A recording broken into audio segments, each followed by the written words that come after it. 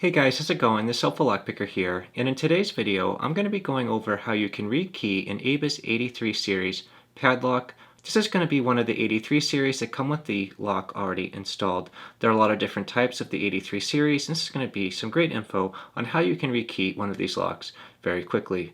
More information is coming up on this topic in just a second. Please stay tuned.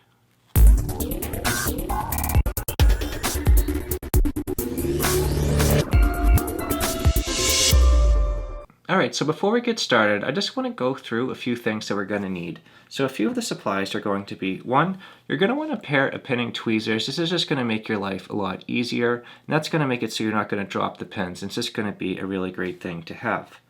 Then you're going to want to have a Phillips head screwdriver because you're going to need that to get the cylinder out. After that, you're going to want to have a pinning tray. If you do not have one, you can take a piece of corrugated cardboard and peel it back and use the corrugations to separate the pins. Then you're going to want to have the key that you're going to want to rekey to, which I have cut here. And then you're going to want to have the corresponding key pins, which I have going across right here. And then you're going to want to have all the supplies that came with your lock. So now that we have a better idea of what supplies we're going to need, let's get started with rekeying this lock right now. Alright, let's get started on how we can rekey our ABUS 83 padlock. So what I'm going to do is open up this wonderful 83 series padlock, and we're going to take out the contents. So we're going to see a few things inside of the box. One is going to be a 0-bitted key. So this is going to be a key that is going to be cut to 0 cuts all the way, so we can cut our own key and rekey the lock. And then in here you're going to see this little piece of metal. And what that is going to be is it's going to be able to go over the 6th position, so you can add in the spring and the spool. And it's going to make it so you can really rekey and repin these locks pretty quickly without having to do too much, and it's a really great user-friendly approach for anyone that hasn't done it before. So in order to get started, what we need to do is just insert our key. Then we're going to need to open up our lock. So once the lock is opened up, we're going to look down our shackle, and we're going to see there's going to be a Phillips head screw right down there.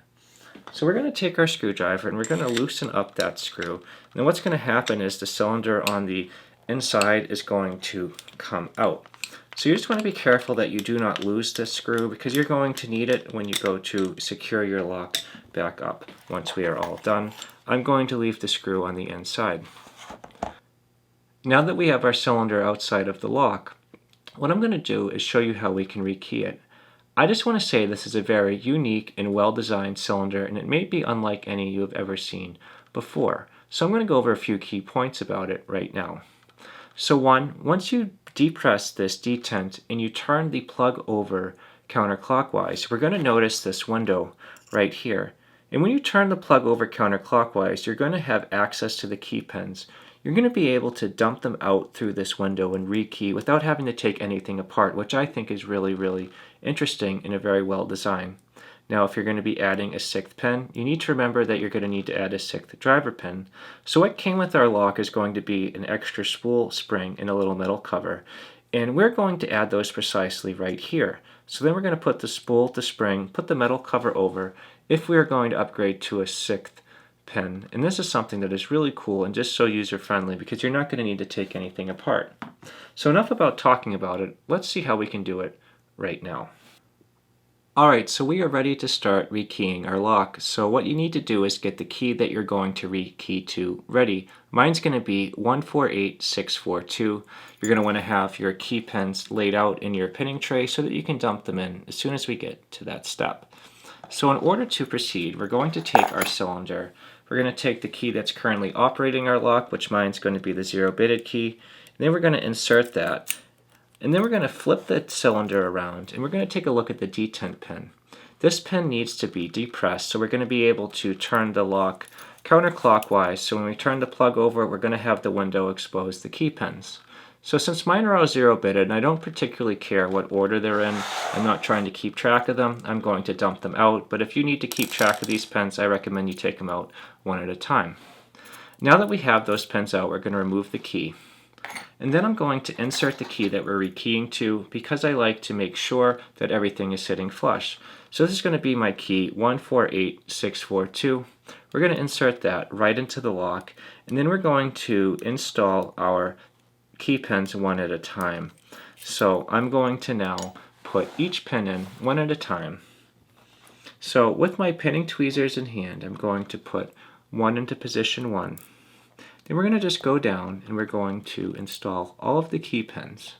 So one thing we need to make note of is I am upgrading my lock from a 5-pin to a 6-pin, so we're going to need to add the driver pin, and you're going to really appreciate how easy this is with this really unique and interesting cylinder. So taking a look, we can see that all of these pins are sitting nice and flush, and they're going to work very, very well. So at this point we can turn our lock over, and we're going to now want to remove our key. So if we did not add a 6th pin and we're keeping it a 5-pin, we wouldn't need to do this additional step, which I'm going to show you right here. So due to the fact of adding a 6th pin, we're going to need to add the 6th driver pin. So this is an optional step if you're only working with a 5-pin key.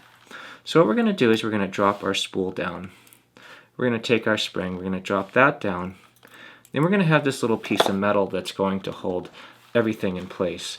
Now this is a little bit tricky, so bear with me for just a second. You're going to align this right at the bottom here, and then if you get it perfectly aligned, it's going to hold in place right there. Now you can take your tweezers, your pick, whatever you can. You just want to get the spring down enough so that you're going to be able to cover it all the way, and that's going to hold everything in place right here. So now we have successfully rekeyed our lock, and what we can do is we can insert our key and just see that it's going to open it up very well.